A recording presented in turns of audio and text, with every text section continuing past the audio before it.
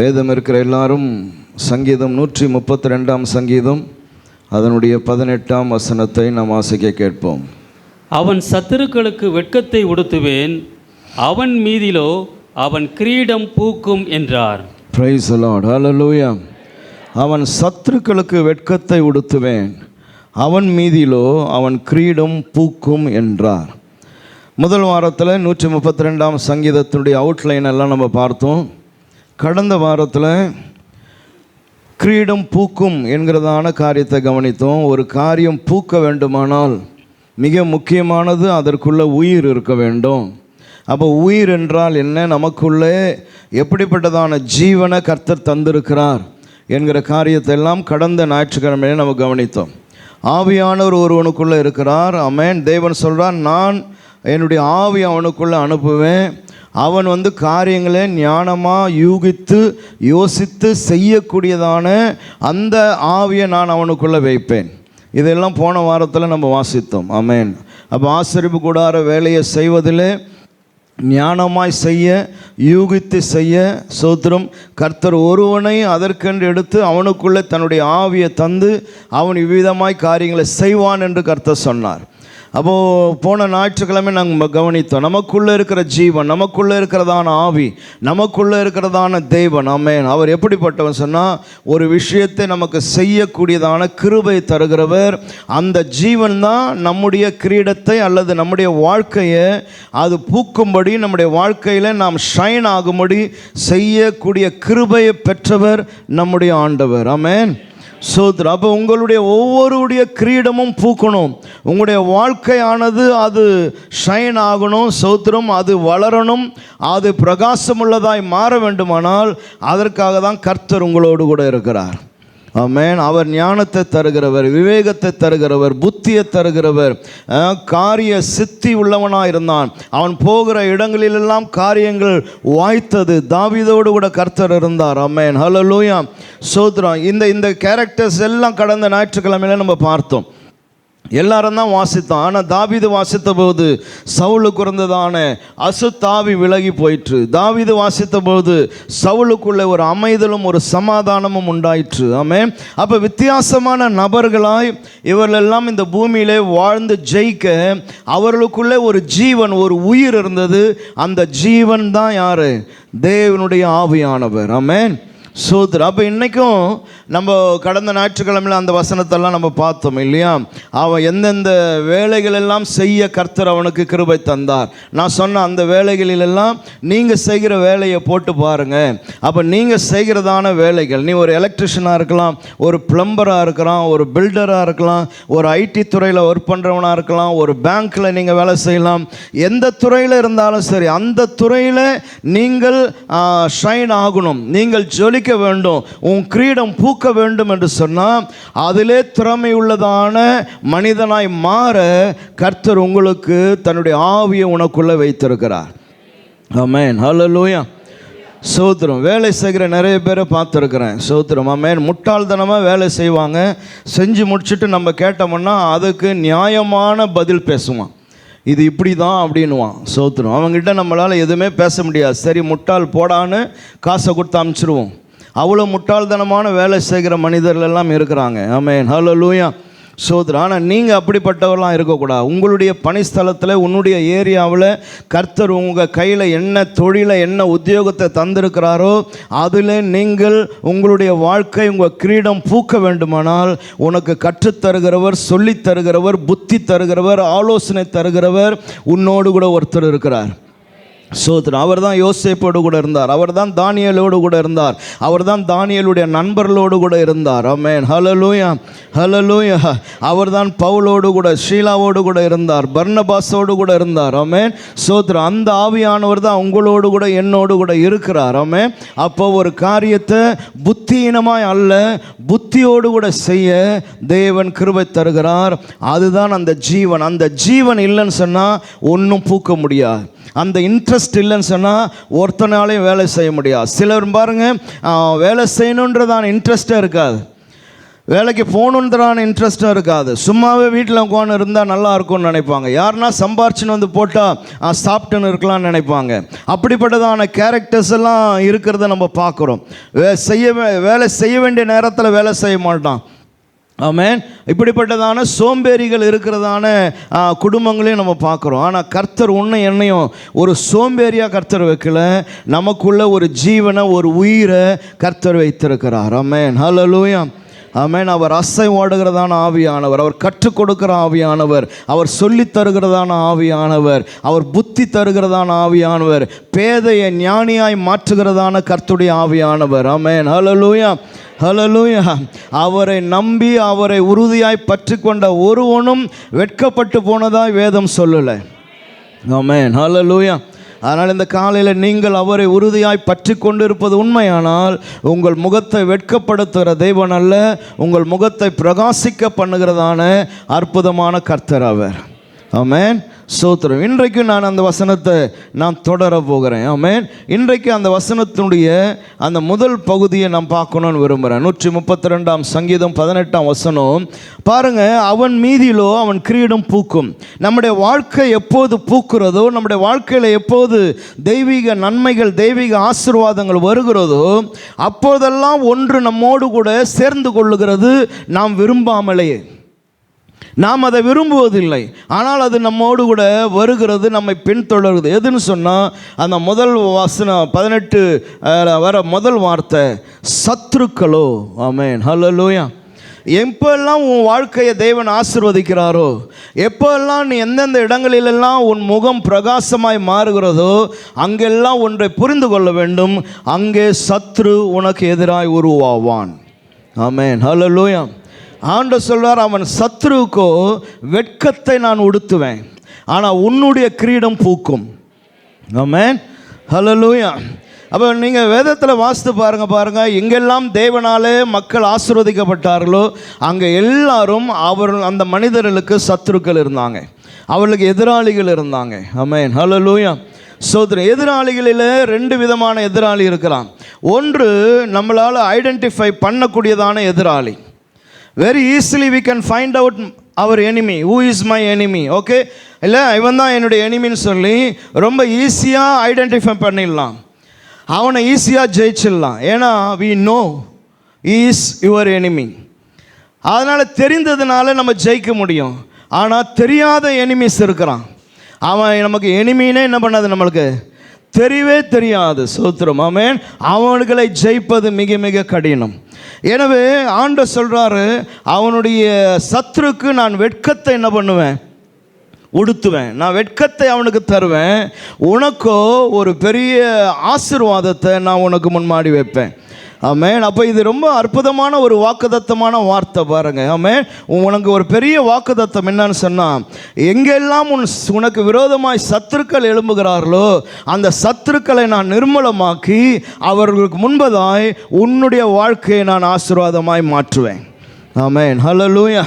அப்போ இன்றைக்கி நமக்கு வேலை ஸ்தலத்தில் சத்துருக்கள் உண்டு, குடும்பங்களில் சத்துரு உண்டு, நண்பர்களுக்குள்ள சத்துருக்கள் உண்டு, நம்ம எல்லா இடங்களிலும் நமக்கு சத்துருக்கள் உண்டு. ஆமென். சோத்திரம். நான் கிறிஸ்தவர்களாய் வாழ்வதனாலே நமக்கு சத்துருக்கள் உண்டு, இந்த உபதேசத்தை கடைபிடிப்பதினாலே சத்துருக்கள் உண்டு. ஆமென். ஹல்லேலூயா. அப்படி சத்துருக்கள் எங்கும் சூழ்ந்திருக்கிறான். தேசமே நமக்கு சத்துருவாக கூட நிற்கிறத நம்ம பார்க்க முடியுது. ஆண்டவர் சொல்றார், அவர்கள் எல்லாருக்கும் நான் என்னத்தை உடுத்துவேன், வெட்கத்தை நான் உடுத்துவேன். உனக்கு வெட்கம் அல்ல, ஆமென், உன்னுடைய கிரீடமானது பூக்கும். ஆமென். ஹல்லேலூயா. ஹல்லேலூயா. சோத்திரம். அப்போ சில காரியங்களை இந்த காலையில் உங்களுக்கு முன்பதாக நான் வைக்க வேண்டும் என்று விரும்புகிறேன். ஆமென். சோத்திரம். இந்த வெட்கம் என்கிறதான இந்த வார்த்தை வேதத்தில் முதல் எங்கே வருது அப்படின்னு சொன்னால், ஆதியாமத்தின் புஸ்தகம் 2ஆம் அதிகாரம் 25ஆம் வசனம். Genesis chapter 2 verse 25. ஆதாமும் அவன் மனைவியுமாகிய இருவரும் நிர்வாணிகளாயிருந்தும் வெட்கப்படாதிருந்தார்கள். இங்கே தான் முதல் இந்த வார்த்தை வருது. அவங்க அவர்கள் நிர்வாணிகளாக இருந்தாலும் அவர்கள் வெட்கப்படாமல் இருந்தார்கள். Praise the lord. ஹல்லேலூயா. அவர்கள் தேவனாலே படைக்கப்பட்ட படைப்பாக இருந்தாங்க, தேவனாலே ஆசீர்வதிக்கப்பட்ட ஒரு ஆசீர்வாதமாய் அவர்கள் இருந்தாங்க. சோத்திரம். அவர்களுக்குள்ளே என்ன இல்லை, வெட்கம் இல்லை. அப்போ வெட்கம் என்பது என்ன அப்படின்னு சொன்னால் அது ஒரு வகையான ஒரு ஒரு ஒரு ஒரு ஃபீலிங், நமக்குள்ளே உருவாகிறதான ஒரு ஃபீல், அதுதான் வெட்கம். ஆமென், ஹல்லேலூயா. ஆனால் அவர்களுக்கு வெட்கம் இல்லாதவர்களாக இருந்தார்களாம்.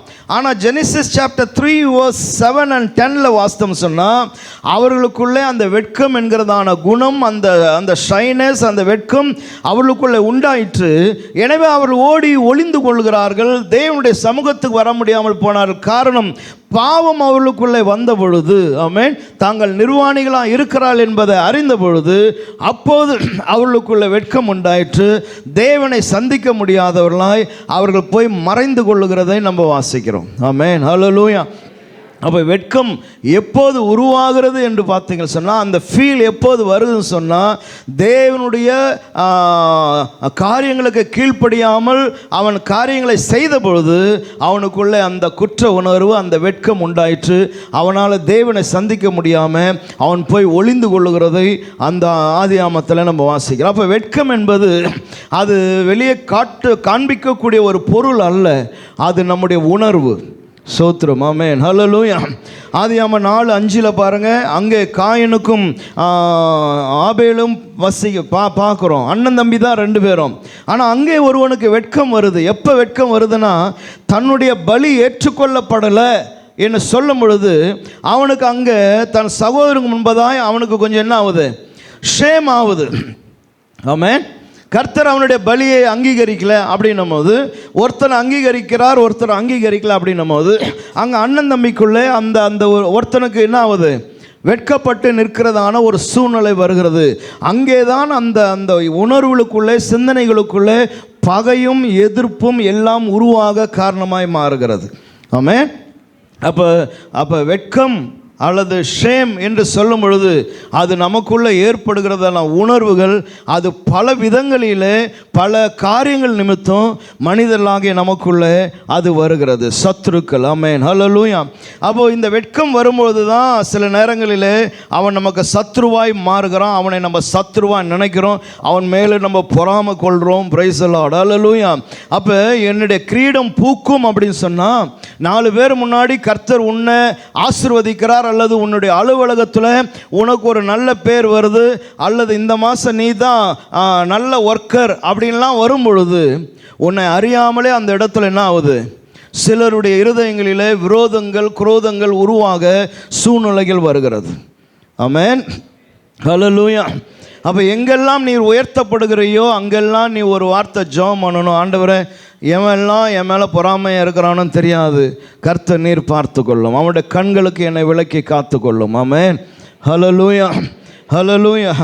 சோத்ரம். சங்கீதத்தில் சங்கீதக்காரன் சொல்லும் பொழுது 64ஆம் சங்கீதம் 1-6 வசனங்களிலே, Psalms 64 verse from 1 to 6, தேவனே, என் விண்ணப்பத்தில் என் சத்தத்தை கேட்டருளும், சத்ருவால் வரும் பயத்தை நீக்கி என் பிராணனை காத்து. எப்படி ஜெபம் பண்றான் பாருங்க. சத்ருவால் வரும் பயத்தை நீக்கி என்னுடைய உயிரை, என் ஜீவனை, என் பிராணனை காத்து கொள்ளும். சத்ருவால் வருகிறதான பயம் பாருங்க. சத்ருக்கள் ரொம்ப ரொம்ப பயங்கரமான மனிதர்கள், பயங்கரமான சுவாபம். அது எந்த எல்லைக்கு வேணாலும் போயிடும். ஒருத்தனை கொலை செய்கிற அளவுக்கு கூட அந்த பகை, அந்த விரோதம் உருவாயிடுது. அப்போது தாவீதினுடைய ஜெபம், என்னை நீ என்ன பண்ணுங்க, காத்து கொள்ளும். துன்மார்க்கர் செய்யும் ரகசியமான ஆலோசனை பாருங்க. அந்த ஆலோசனை நமக்கு தெரியாது, இது ரகசியமான ஆலோசனை. அக்கிரமக்காரருடைய கலகம் உண்டாக்குறவன் என்னை விலக்கி மறைத்தருளும். எப்படியெல்லாம் அவன் ஜெபிக்கிறான் பாருங்க. ஆண்டவரே, எனக்கு என்ன நடக்குதுன்னு தெரியாது, ரகசியமான ஆலோசனை, எனக்கு விரோதமாக என்ன பேசுகிறான்னு தெரியாது. சோத்திரம். இப்படிப்பட்ட ரகசியமான ஆலோசனைகளுக்கும் கலகத்தை உருவாக்குறதான எண்ணங்களுக்கும் அந்த மனிதர்களுக்கும் என்ன பண்ணுங்க, விலக்கி என்னை காத்து கொள்ளுங்க. அவர்கள் தங்கள் நாவை பட்டயத்தை போல் கூர்மையாக்கி, அவன் பாக்கெட்லேயோ இடுப்புலையோ பெரிய கத்தி சொருவின்னு இருந்தான்னா ஓடிடலாம் நம்ம தூரமாக. ஆனால் அவன் கத்தி கித்தியெல்லாம் இல்லை, எதை தான் கத்தியாக பயன்படுத்துகிறான், தன்னுடைய நாவை. அவனுடைய நாவு தான் பட்டயம் போல் இருக்குதான். சோத்திரம், ஆமென், ஹல்லேலூயா.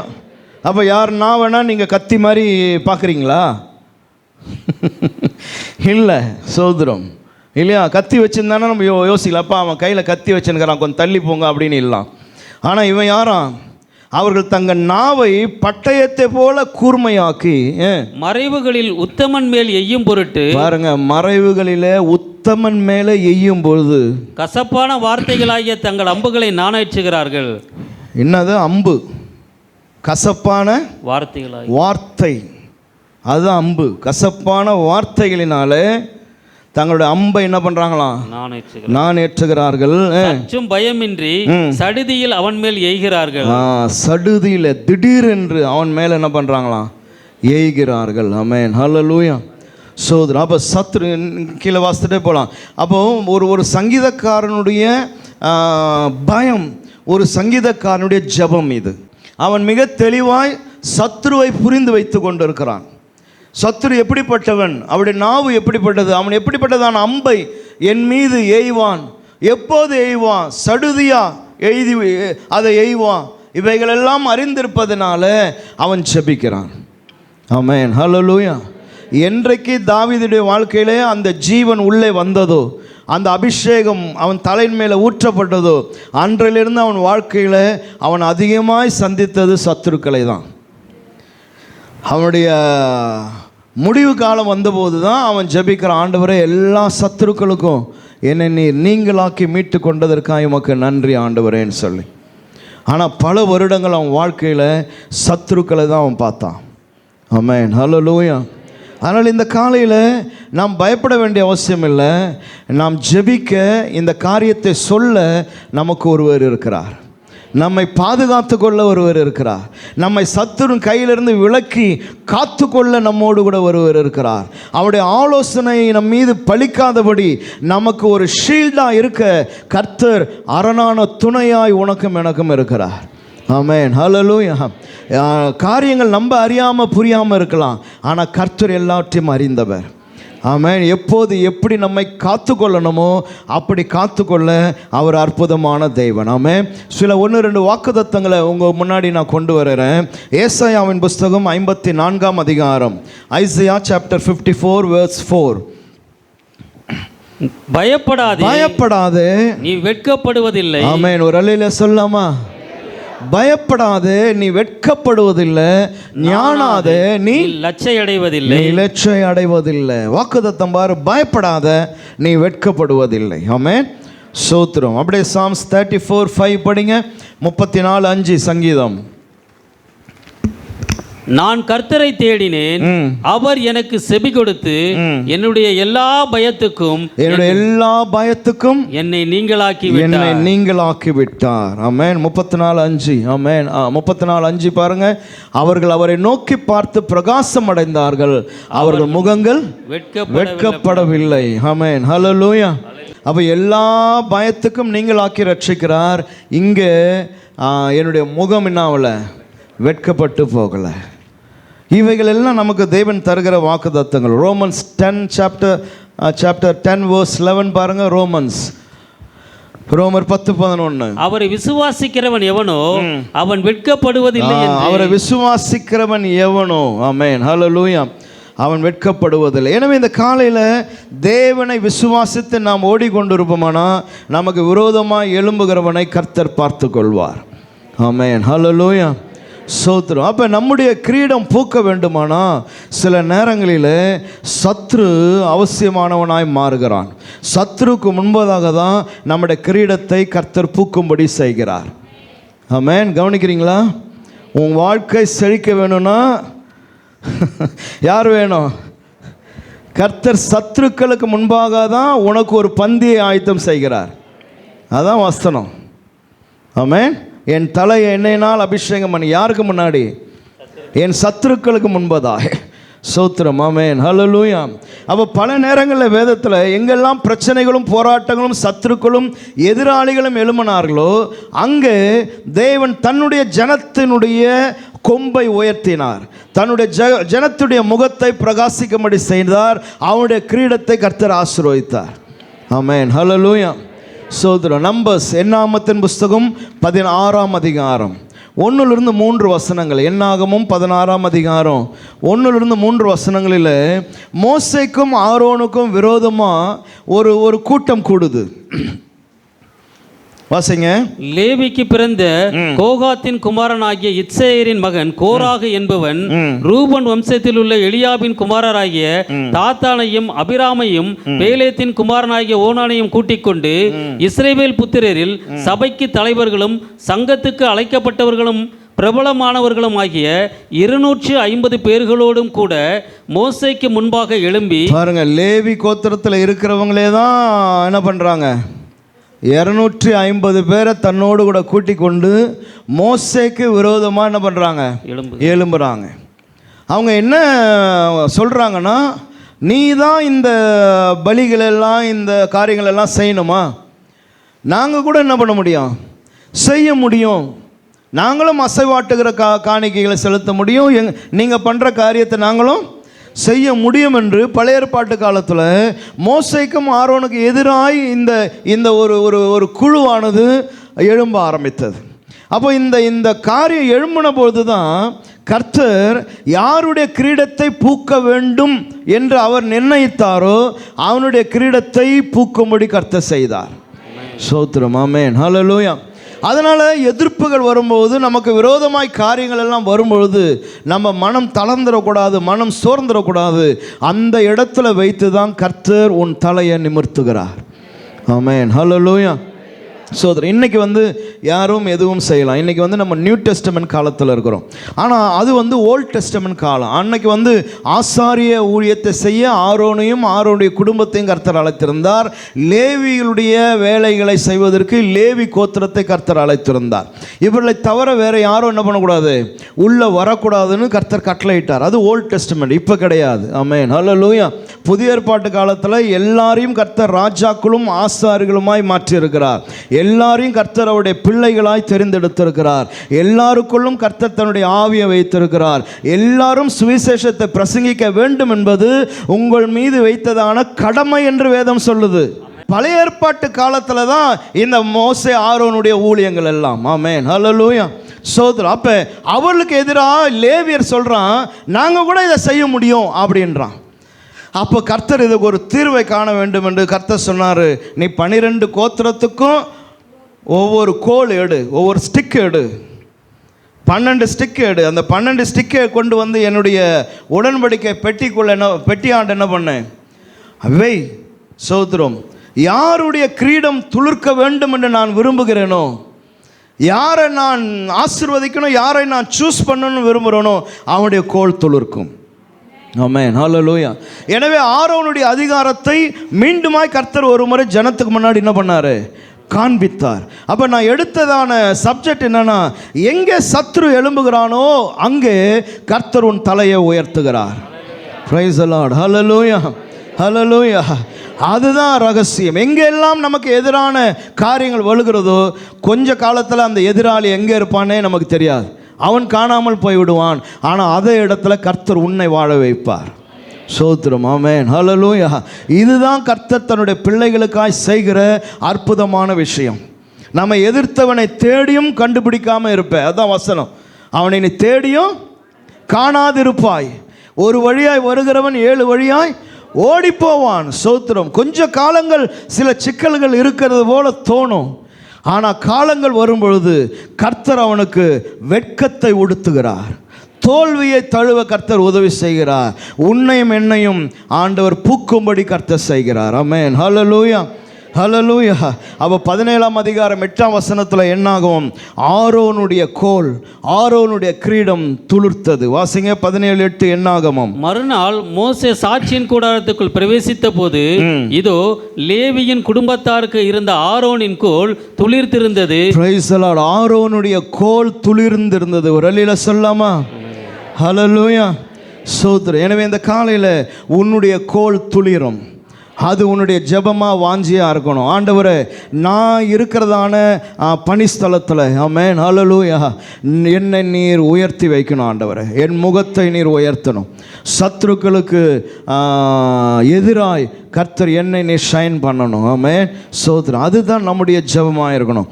எனவே இதுபோல் 1000 உதாரணங்களை வேதத்திலேருந்து பேசிக்கொண்டே போக முடியும். ஆமென். தானியேலை கவனித்து பாருங்கள். தானியேலை பாருங்கள். ஸ்தோத்திரம். அவன் மேலே ஏதாவது ஒரு குற்றச்சாட்டை உண்டாக்கணும்னு நினைக்கதான் அவன் கூட வேலை செய்கிற அத்தனை பேரும். ஆனால் ஒன்றுமே கண்டுபிடிக்க முடியலையாம். ஏதாவது கண்டுபிடிக்கணும்னு நினைக்கிறான், ஆனால் ஒரு குற்றச்சாட்டையும் அவன் மேலே சொல்லவே முடியல பாருங்க. ஆனாலும் விட்டானா? விடலையே. ஒரு குற்றச்சாட்டம் அவன் மேலே வைக்க முடியலனாலும் வேறு ஏதாவது ஒரு காரியத்தை ஐடியா பண்ணி அவன் மேலே ஒரு குற்றச்சாட்டை உண்டாக்குவதற்கு வேண்டியதான வழியை அவர்கள் உருவாக்குனாங்க. ஆமென். தானியேல் 6ஆம் அதிகாரத்தில் தானியேலுக்கு எதிராக ஒரு போராட்டமே நடக்குது. 1ஆம் வசனத்தை வாசிங்க. ராஜ்யம் முழுவதையும் ஆளும்படிக்கு தன் ராஜ்யத்தின் மேல் 120 தேசாதிபதிகளையும் ராஜாவுக்கு நஷ்டம் வராதபடிக்கு அந்த தேசாதிபதிகள் கணக்கு ஒப்புவிக்கிறதற்காக அவர்களுக்கு மேலாக 3 பிரதானிகளையும் ஏற்படுத்துவது. இப்போ 120 பேருக்கு மேலே ஒரு 3 பேர் தரியுவுக்கு நலம் என்று கண்டது. இவர்களில் தானியேல் ஒருவனாய். அந்த 3 பேர்ல யாரு? தானியேலும் ஒருத்தன். ஆமென். கூட 2 பேர் இருக்கிறான்ல. தானியேலை மட்டும் வச்சுட்டாருன்னா கூட பொறாமப்படுறதுக்கு எதனா அர்த்தம் இருக்குது. கூட இன்னும் 2 ஆஃபீஸர்ஸ் இருக்கிறாங்க. 120 பேருக்கு அவங்களுடைய காரியங்களை பார்க்க 3 அதிகாரிகளை நியமித்திருக்கிறார் ராஜா. ஸ்தோத்திரம். ஆமென் ஹல்லேலூயா. ஆனால் மிச்சம் இந்த 2 பேருக்கு எந்த பிரச்சனையும் இல்லை. அவனுக்கு எதிராக யாருமே எழும்பலை. ஆனால் தானியேலுக்கு எதிராக தான் எழும்புறான். அவன் மேலே தான் அவன் கண்ணு படுது. ஆமென். இப்படி இருக்கையில் தானியேல் பிரதானிகளுக்கும் தேசாதிபதிகளுக்கும் மேற்பட்டவனாய் இருந்தான். தானியேலுக்குள் விசேஷித்த ஆவி இருந்தமையால். இதுதான் பிரச்சனையே. அந்த ஜீவன் சொன்னல உயிர், அந்த உயிர் உனக்குள்ள எனக்குள்ள இருக்கிறது தான் பிரச்சனையே. நீ கிறிஸ்தவன் அங்கே நிற்கிறது தான் பிரச்சனையே. எனக்கு ஞாயிற்றுக்கிழமை லீவு வேணும்னு கேட்குறது தான் பிரச்சனையே. எதுக்கு லீவு? சர்ச்சுக்கு போகணும். ஓஹோ, அவன் உள்ளுக்குள்ளே அப்பவே கணக்கு பண்ணிட்டோம், இவன் சர்ச்சுக்கு போகிற ஆளா, இவனை போக விடாமல் நான் பண்ணணும். சோதரம் அதை வெளியே காட்ட மாட்டான். அந்த விரோதமும் அந்த பகையும் அந்த மத விரோதங்கள் எல்லாம் வெளியே காட்ட மாட்டான். அவன் தான் அதிகாரத்தில் காட்ட ஆரம்பிப்பான். லீவ் இல்லைன்னுவான், நீ வந்து தான் ஆகணும்னுவான், வரலன்னா வேலையை விட்டு நின்றுடுன்னுவான். சோதரம். ஆமே. ஒரு நாள் நான் வராதனால கம்பெனி நான் நஷ்டத்தில் போயிட போகுது நம்ம யோசித்தோம்னா லாஜிக்கே இருக்காது. ஆனாலும் அவன் என்ன சொல்லுவான்? இல்லை நீ வரலன்னு சொன்னால் கம்பெனியை நாளைக்கு நான் இழுத்து மூட வேண்டிய நஷ்டத்துக்கு ஆகிடும். அப்படி பேசுவான் நம்மளை. அதனால் காரணமே என்னென்னா அந்த ஆவி இருப்பதுனால தான். ஸ்தோத்திரம். ஆமென் ஹல்லேலூயா. எல்லார மாதிரி நீயும் உன் மிஷினில் சாந்துக்கு பூசிட்டீன்னா பிரச்சனை இல்லை. உன் மிஷினில் நீ எத்தனை போய் எதனா ஒன்று வசனத்தை ஒட்டி வச்சிருப்ப, அதுதான் பிரச்சனையே. எதனா ப்ரைஸ் விளாடணும் ஒன்று ஸ்டிக்கரை தூக்கி வச்சுட்டு இருப்ப, அதுதான் ஒம்பு. அதனால் கூட 2 அதிகாரி இருக்கிறான். அந்த அதிகாரியை பற்றியே ஒன்றுமே சொல்ல மாட்டேங்குது. அவனுக்கு எதிராக ஒருத்தனும் எழும்பவே இல்லை. ஆனால் தானியேலுக்கு விசேஷித்த ஆவி இருந்தபடினா ஆவியானவர் எப்படி எழுதுறாரு பாருங்க. தானியேலுக்குள்ள விசேஷித்த ஆவி இருந்தபடினால். எத்தனை பேருக்குள்ள விசேஷித்த ஆவி இருக்குது? ஆமென். பரவாயில்ல, தைரியச்சாலிங்க. நீங்கள் தைரியமாக கை உயர்த்துறீங்க. சோதரம். அந்த ஆவி இருந்தபடினால அவனை ராஜ்யம் முழுமைக்கும் அதிகாரியாக ஏற்படுத்த ராஜா நினைத்தான். அதுதான் போ, ராஜா நல்ல எண்ணம் தான். ஏன்னா ராஜா பார்க்குறான், இவன் ஒரு டிஃப்ரெண்ட்டான பர்சனாக இருக்கிறான். இவன் சொல்கிற ஐடியா, இவன் எடுக்கிற முடிவு, இவன் காட்டுற வழியெல்லாம் நல்லா இருக்குது கம்பெனிக்கு. இதை ஃபாலோ பண்ணால் நல்லா ஆகும்னு நான் நினைக்கிறேன். அது முதலாளி உணர்றான், ராஜா உணர்றான்.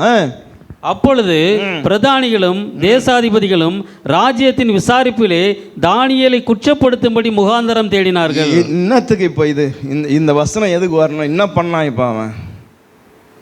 இல்லை, ராஜாவுக்கு நல்லது பண்ணுறான். அவனுக்குள்ள ஒரு விசேஷமான ஆவி இருக்குது. அவன் எடுக்கிற முடிவு, அவனுடைய செயல்கள் எல்லாமே நல்லா இருக்குது அப்படின்னும் போது அவசியமே இல்லாமல் அவன் மேலே ஒரு குற்றத்தை உண்டாக்குவதற்கு என்ன பண்ணானா? முகாந்திரம் என்ன வழி இருக்குதுன்னு தேடினான். சோத்திரம். ஆமென். ஹல்லேலூயா. கடைசி அவன் சொல்கிறான், யாதொரு குற்றமும் குறைவும் காணப்படவில்லை. அவனும் தேடி தேடி பார்த்தானுங்க. சோத்திரம். ஆமென். அவன் லஞ்சம் வாங்க மாட்டேன்றான். சோத்திரம் இல்லையா? புக்கு கரெக்டாக வச்சுருக்கிறான், எல்லா வேலையும் கரெக்டாக செய்கிறான், டைமுக்கு வந்துடுறான் ஆஃபீஸுக்கு. முடிஞ்சு கூட கொஞ்சம் நேரம் வேலை செஞ்சுட்டு கூட என்ன பண்ணுறான், போகிறான். சோத்திரம். வர எல்லாரும், சார் அவர் இருக்கிறாரா சார் அப்படின்னு தான் கேட்குறான். வரவெல்லாம் அவனை பேரைத்தான் கேட்குறான். ஏன்னா அவன் இருந்தால் தான் வேலையை ஒழுங்காக செஞ்சு முடிப்பான். டம் அடிக்கிறதுக்கு 1/4 மணி நேரம் வெளியே போக மாட்டான், வரமாட்டான். ஃபுல் டைமு அதே இடத்துல உட்காந்து வேலை செய்வான். சோத்திரம். அதனால் வரவெல்லாம் இவன் பேரை கேட்குறான். அதனால் இருக்கிறவனுக்கு எரிச்சல் ஆகுது. ஆமென். ஹல்லேலூயா. ரெண்டாவது எரிச்சல் என்னன்னா, அவனை மாதிரி நீயும் லஞ்சம் வாங்கினா தான் எல்லாரும் சேர்ந்து செயல்பட முடியும். நீ ஒருத்த மட்டும் லஞ்சம் வாங்கலை அப்படின்னு சொன்னால் வாங்குறவனுக்கு பிரச்சனை உன்னால். ஆமென். சோதனம். அவன் வரவன் என்ன நினைக்கிறேன்னா, அவர் தாங்க ரொம்ப நல்லவர், அவர் கரெக்டாக செஞ்சு கொடுத்துருவார், எதுவும் எக்ஸ்ட்ராலாம் கேட்க மாட்டார், அவங்ககிட்ட போயிடாத, அவன் பயங்கரமான ஆள் அவன் அப்படின்னுறான். ஸோ அப்போது அதனால் உன் மேலே என்ன ஆகுது, ஒரு எரிச்சல் அவனுக்குள்ளே உருவாக ஆரம்பிக்குது. ஆனால் எந்த முகாந்திரத்தையும் கொண்டு போய் அதிகாரிகிட்ட காட்ட முடியல. சார் இவன் இந்த விஷயத்தில் இது சார் தினந்தோறும் 3/4 மணி நேரம் லேட்டு சார் இவன் சொல்கிறதுக்கு அங்கே வாய்ப்பே இல்லை. ஒரு முகாந்திரமும் காணப்படவில்லை. அடுத்த வசனம்.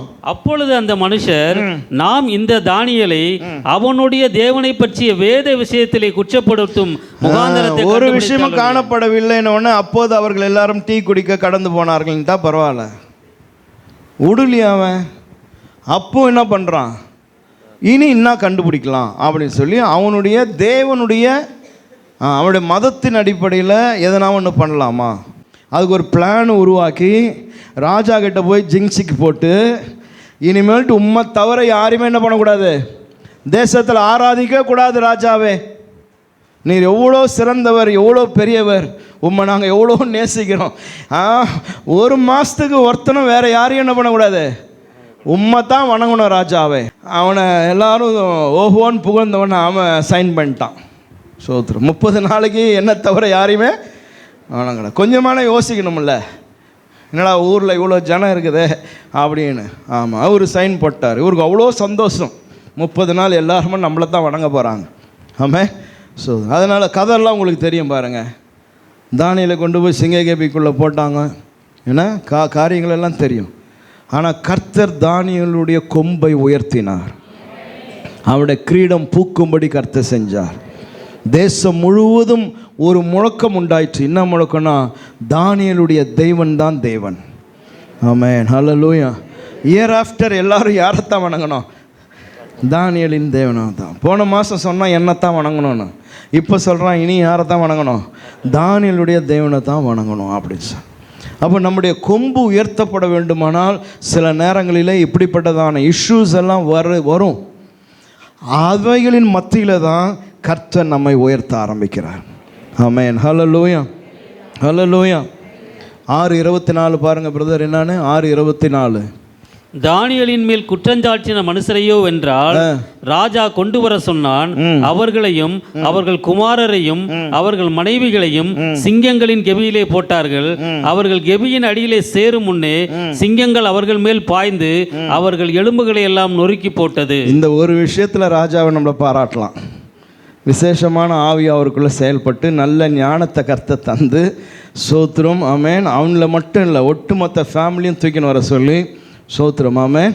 ஆமாம். அப்போ என்ன பாருங்கள், சத்ருக்கு என்னத்தை உடுத்துறாரு, வெட்கத்தை உடுத்துறார். சத்ரு இல்லாமல் போனான். ஆமென். ஹல்லேலூயா. நம்ம அதை கண்டு சந்தோஷப்படுறது இல்லை. ஹல்லேலூயா. அதை செய்கிறவர் கர்த்தர். நம்ம யாருக்கும் சத்ருவாக மாறுறது இல்லை. தேவையில்லாமல் நமக்கு எதிராக அவன் மாறி அவன் தேவனால் உதப்பட்டு அடிபட்டு போகிறான். அதுக்கு நம்மளுக்கும் சம்பந்தம் இல்லை. சோத்திரம். சத்ரு இல்லாததான ஒரு எலும்புகளை எல்லாம் நொறுக்கி போட்டது. எந்த சிங்கம், எந்த சிங்கம்? நேற்று நைட்டு இருந்தது அதே சிங்கம் தான், புது சிங்கம் இல்லை. ஆமென். ஹல்லேலூயா. நேற்று நைட் இருந்ததில்ல, தானியேலை சாப்பிடாம இருந்ததில்ல, அதே சிங்கம் தான் இன்றைக்கி என்ன பண்ணுது? சும்மா எலும்புகளுமெல்லாம் நொறுக்கி தள்ளிடுது. ஆமென். ஹல்லேலூயா. அதனால் இந்த காலையில் நம்ம புரிந்து கொள்ள வேண்டும், சத்துருக்களும் நானும், அதில் என் கர்த்தர் என்னோடு கூட நிற்கிறார், உன்னோடு கூட நிற்கிறார். ஆமென். ஹல்லேலூயா. அப்போ இந்த உலகத்தில் பாருங்கள், ரோமர் 1:16 அழகாக சொல்லப்படுது, கிறிஸ்துவின் சுவிசேஷத்தை குறித்து நான் வெட்கப்படேன். அப்போ பவுல் சொல்வார், சுவிசேஷத்தை நிமித்தம் என்ன பண்ண மாட்டேன், நான் வெட்கப்படேன். அப்போ இந்த உலகம் சுவிசேஷத்தின் நிமித்தம் நம்ம வெட்கப்படுத்தும், நம்ம அசிங்கமாக பேசும். கூலிக்கு வேலை செய்கிறியா, ஏன் எவ்வளோ கொடுத்தமிச்சான், அதை வாங்கின்னு வந்து இந்த பேப்பரை நீ டிஸ்ட்ரிபியூட் பண்ணுறியா, உனக்கெல்லாம் வேறு வேலையே இல்லையா, இதெல்லாம் திட்டுவாங்க. அப்போ நம்ம வெட்கப்படுகிற ஒரு இடம் இருக்குமானால் எதுதான்? தேவனுடைய சுவிசேஷத்தின் நிமித்தமாக தான் வெட்கம். அதுவும் பவுல் சொல்கிறாரு, அதை நான் வெட்கமாய் கருதவில்லை, நான் வெட்கப்படேன். போடுவார். அல்லேலூயா. ஹல்லேலூயா. ஆமென். ஸ்தோத்திரம். அப்போ உலகத்தை என்ன நினச்சிட்டு நம்மளை திட்டுறான்னா, இப்படி திட்டினா நம்ம காயப்படுவோம், நமக்கு வெட்கம் உண்டாகும்னு நினைக்கிறான். ஆனால் நமக்கு அது வெட்கம் அல்ல. சிலுவை குறித்த உபதேசம் கெட்டு போகிறவனுக்கு தான் எப்படி இருக்குது? பைத்தியமாக இருக்குது. ஆனால் உனக்கும் எனக்கும் அது தேவ பலனாக இருக்குது. ஸ்தோத்திரம். ஆமென். ஹல்லேலூயா. அப்போ சுவிசேஷத்து நிமித்தம் ஒருத்தன் நம்மளை திட்டுறான், இல்லை சுவிசேஷத்து நிமித்தம் நம்ம மீது ஒருத்தன் கேஸ் போடுறான், கொள்றானா, அது நமக்கு வெட்கம் அல்ல. அதை மிகுந்த சந்தோஷத்தோடு கூட ஏற்றுக்கொள்ள மனப்பான்மை கர்த்தர் உனக்கு எனக்கும் தந்திருக்கிறார். ஆமென். இன்றைக்கி நார்த் இந்தியாவில் எத்தனையோ ஊழியக்காரர்கள் சுவிசேஷத்து நிமித்தம் பயங்கரமான கஷ்டங்களுக்குள்ளே போகிறாங்க, எவ்வளோ சிறைகளுக்குள்ளே இருக்கிறாங்க. ஆமென். ஹல்லேலூயா. ஸ்தோத்திரம். இல்லையா? அவங்களுக்கு எதிராக எவ்வளோ விஷயங்கள் நடக்குது, நமக்கு தெரியறது இல்லை. ஆனால் அவங்க எல்லாம் அதை மன ரம்பியமாய் மன சந்தோஷத்தோடு கூட அவர்களை ஏற்றுக்கொள்ளக்கூடிய கிருபைகளை கர்த்தர் தந்திருக்கிறார். ஆமென். பவுலை வெட்கப்படுத்தணும்னு நினச்சாங்க, அடித்தாங்க, உதைச்சாங்க. இல்லையா? அவன் இரவோடு இரவாக ஜனங்கள் அவனை காப்பாற்றி தேசத்திலிருந்து அனுப்பி வைத்தாங்க. ஆனால் அதை குறித்து அவர் வெட்கப்பட்டு கூனி குறுகி ஒரு இடத்துல அவர் உட்கார்ந்து இல்லையே. அப்போ இன்றைக்கி காலையில் புரிந்து கொள்ளணும், சுவிசேஷத்து நிமித்தம், கர்த்தர் நிமித்தம், நீ கர்த்தரை ஆராதிப்பு நிமித்தம் ஒருத்த உன்னை குற்றப்படுத்துவானால் அதன் நிமித்தம் நீ பயந்து கூனி குறுகிடக்கூடாது. ஆமென். அது உனக்கு தேவனுடைய பலனாக மாறணும். Praise the lord. ஹல்லேலூயா. நீ கர்த்தருக்கு சாட்சி என்பதை மறந்துடக்கூடாது. ஆண்டவர் சொன்னார், போங்க, உலகம் முழுவதும் போங்க, சுவிசேஷத்தை பிரசங்கம் பண்ணுங்க, சீஷர்களை ஆதாயப்படுத்துங்க, சீஷர்களை உருவாக்குங்க, பிதா குமாரன் பரிசுத்தாவி நாமத்தினாலே அவளுக்கு ஞானஸ்தானங்களை கொடுங்க. இது யாருக்கு சொல்லப்பட்டது? Go and preach the gospel. யாருக்கு சொல்லப்பட்டதுன்னா, எனக்கு சொல்லப்பட்டது, உனக்கு சொல்லப்பட்டது. ஆமென். Make disciples. யாருக்கு சொல்லப்பட்டது? உனக்கும் எனக்கும் சொல்லப்பட்டது. ஆமென். ஹல்லேலூயா. ஹல்லேலூயா. அவர்களை சீஷராக்குங்க, அவர்களுக்கு பிதா குமாரன் பரிசுத்த நாமத்தினால என்ன பண்ணுங்க? ஞானஸ்தானம் கொடுங்க. இதெல்லாம் உனக்கும் எனக்கும் சொல்லப்பட்டதான பிரதான கட்டளை. ஆமென். அதனால் சுவிசேஷத்து நிமித்தம் ஒருத்தன் உன்னையும் என்னை வெட்கப்படுத்துவானால் அது உனக்கும் எனக்கும் வெட்கம் அல்ல, அது கிறிஸ்துவுக்காக நான் படுகிற அற்புதமான காரியம். ஆமென். ஹல்லேலூயா. அவன் அடித்தாலும் சரி, பவுல் சொல்கிறாரு, கிறிஸ்துவனுடைய சரீர அடையாளங்களை என் சரீரத்திலையும் நான் பெற்றிருக்கிறேன்றார். ஆமென். அப்படின்னா கிறிஸ்துவினிடத்தில் அடிக்கப்பட்டிருக்கிறார், அந்த அடிகளுடைய ஸ்கார் அவருடைய சரீரத்தில் இருக்குது. எனவே சொல்கிறாரு, கிறிஸ்துவை போல என் சரீரத்துலேயும் என்ன இருக்குது? மார்க்கு, ஸ்கார், என்ன தமிழில் என்ன சொல்லுது? தழும்புகள் இருக்குது. ஆமென். ஸோ அதுக்கு நம்ம வெட்கப்படக்கூடாது. ஒரு இடத்துல நீ கிறிஸ்தவனாக இருக்கிறதுனால உன்னை புள்ளி பண்ணுறான் அப்படின்னா அதை பற்றி நீ வெட்கமே படாத. ஆமென். சோதரம். அதற்காக தான் கர்த்தர் உன்னை அங்கே வச்சிருக்கிறாரு. உன் கிரீடத்தை கர்த்தர் பூக்கும்படி செய்வார். 1 பேதுருவின் புஸ்தகம் 4ஆம் அதிகாரம் 16ஆம் வசனம். ஒருவன் கிறிஸ்தவனாய் இருப்பதினால் பாடுபட்டால் வெட்கப்படாமல் இருந்து அது நிமித்தம் தேவனை மகிமைப்படுத்த கடவன். பார்த்தீங்களா? கிறிஸ்தவனாக இருப்பதினாலே ஒருத்தன் பாடுபட்டா அதனால என்ன பண்ணக்கூடாதான்? வெட்கப்படாம அது நிமித்தம் தேவனை மகிமைப்படுத்த கடவன். சோத்திரம். அப்ப இந்த பூமியில சத்துருக்களினாலே கர்த்தர் உன்னை வெட்கப்படுத்த மாட்டார். அவனுக்கு கர்த்தர் வெட்கத்தை உடுத்துகிறார், உனக்கோ உன் கிரீடம் பூக்கும்படி செய்கிறார். ஆனால் அந்த பூமியில் கிறிஸ்துவின் நிமித்தம், உபதேசத்தின் நிமித்தம் நீ வெட்கப்படுவாயனால் அது தேவனை நீ மகிமைப்படுத்தணும். ஆமென். ஹல்லேலூயா. 132 சங்கீதம் 18 வசனத்தில் நம்ம எடுத்த வசனம், அவன் சத்துருக்களுக்கு வெட்கத்தை உடுத்துவேன். இப்போ இன்றைக்கி பாருங்க, காலங்கள் அப்படியே மாறியே போச்சு. ஆதி நாட்கள் இருந்ததான பெந்தேகோஸ்தையை பாருங்கள், எல்லாம் வெள்ளை தான் உடுத்துவாங்க, நகை போட மாட்டாங்க இல்லையா? நகை போட்டால் பாவம் இல்லையா? கழுத்தில் காதில் ஒன்றுமே இருக்காது. அப்போ ஆதி நாட்களில் அவர்கள் இந்த கிறிஸ்துவின் நிமித்தம் அவர் பட்டதான வெட்கங்கள் ஏராளம், நம்மை காட்டிலும் அதிகம். ஆமென். வெள்ளை புடவை கட்டின்னு வருவாங்க, என்னடி முண்டச்சி மாதிரி வந்திருக்கிற அப்படின்வாங்க. ரோட்டில் பகிரங்கமாக சொல்லுவாங்க, முண்டச்சி போகிறா பாருன்னு. எங்கள் அம்மாலாம் சொல்லியிருக்கிறாங்க. இப்படிப்பட்டதான வெட்கத்தை, அசிங்கத்தை ஆதி நாட்கள் இருந்தவங்கெல்லாம் அனுபவித்திருக்கிறாங்க. அதற்காக அவங்க வெட்கப்படவே இல்லை. ஆமென். ஹல்லேலூயா. இன்றைக்கி அவைகளெல்லாம் மாறி நம்ம வேறு நிலைமைக்கு வந்துட்டோம். சோதரம். அன்றைக்கு ரொம்ப வைராக்கியத்தோடு கூட அந்த விஷயங்கள் எல்லாம் அவர் கடைபிடித்து கொண்டு வந்தாங்க. அப்போ இன்றைக்கி ஒரு கிறிஸ்தவனாக நம்ம வெட்கப்படுத்துக்கு எதுனா இருக்குதானா ரொம்ப தேட வேண்டியதாகுது. எதுவும் அப்படி இல்லை. சோதரம். நம்ம எல்லாரும் போல ட்ரெஸ் பண்ணுறோம், எல்லாரையும் போல் நம்ம இருக்கிறோம். ஈவன் நம்முடைய பேரில் கூட கிறிஸ்தவ பேர் இல்லை. ஆமாம். உங்கள் பணிஸ்தலத்தில் நீங்கள் ஒரு கிறிஸ்தவன்னு தெரியுமான்னு எனக்கு தெரியல. ஏன்னா நான் உங்கள் பணிஸ்தலத்துக்கு வந்தது இல்லை. ஒருவேளை நீங்கள் எல்லாரும் போல் ட்ரெஸ் பண்ணியிருக்கலாம், எல்லாரும் போல் நீங்கள் போகலாம் வரலாம், மற்ற பேர் மாதிரி உங்கள் பேரும் இந்து பேராகவே கூட இருக்கலாம். ஆனால் இன்றைக்கி கிறிஸ்தவ நிமித்தம் பாடும் வெட்கமும் சகிப்பது என்பது ரொம்ப ரொம்ப வெரி வெரி ஸ்மால் பர்சன்டேஜ். அப்போ அந்த சின்ன பர்சன்டேஜ் கூட நம்ம என்ன பண்ணக்கூடாது? வெட்கப்பட்டுடக்கூடாது. அதுக்கு நம்ம தைரியமாக நிற்கணும். ஆமென். ஹல்லேலூயா. அதனால் கர்த்தருக்காக நீ நிற்பாயானா கர்த்தர் உன் கிரீடத்தை உயர்த்துவார். அதற்கு வேண்டிய பலனை கர்த்தர் இந்த பூமியிலும் தருவார், மறுமையிலையும் கர்த்தர் உனக்கு தருவார். நாம் ஜெபம் பண்ணுவோம்.